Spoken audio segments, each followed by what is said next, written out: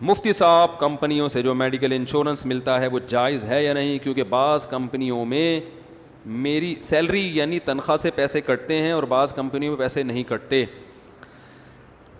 ایک تو ہوتا ہے جبری انشورنس, گورنمنٹ کا لا ہے, یا آپ کوئی قسطوں پہ گاڑی خریدتے ہو, کچھ خریدتے ہو, تو کمپنی کہتی ہے انشورنس آپ کو کروانی پڑے گی. وہ تو مجبوری ہے, اس کے بغیر آپ چیز خرید ہی نہیں سکتے.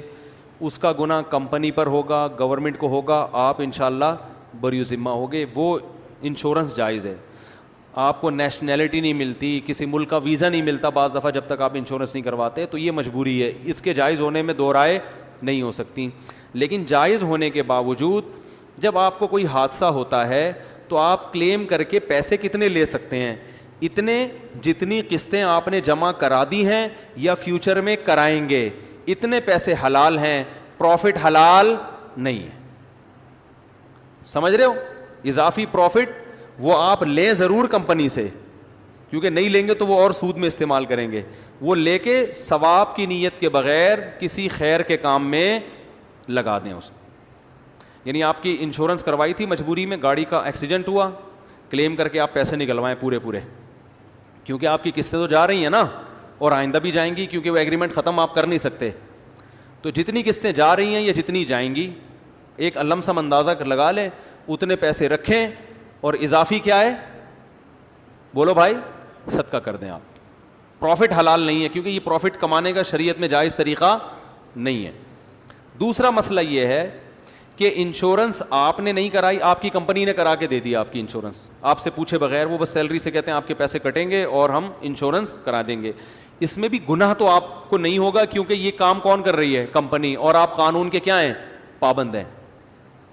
تو جب کمپنی ایک سیلری سے کاٹے گی اور انشورنس کروائے گی تو کمپنی نے کیا ہے, لہذا آپ. اور پھر اس کی دو صورتیں ہیں کہ کلیم کمپنی خود کرتی ہے یا آپ کو رائٹ دیتی ہے کلیم کرنے کا.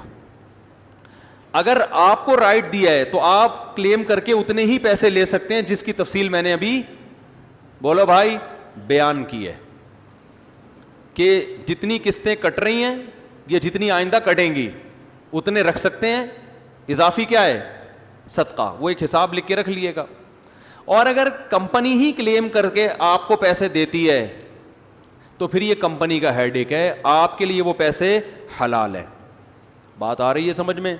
کیونکہ کمپنی جب وہ پیسے لیتی ہے تو کمپنی اپنے اکاؤنٹ میں ٹرانسفر کر کے اپنے پیسوں کے ساتھ اس کو مرج کر دیتی ہے. پھر یوں سمجھا جائے گا یہ سہولت آپ کو کمپنی نے دی ہے, آپ کی کمپنی نے.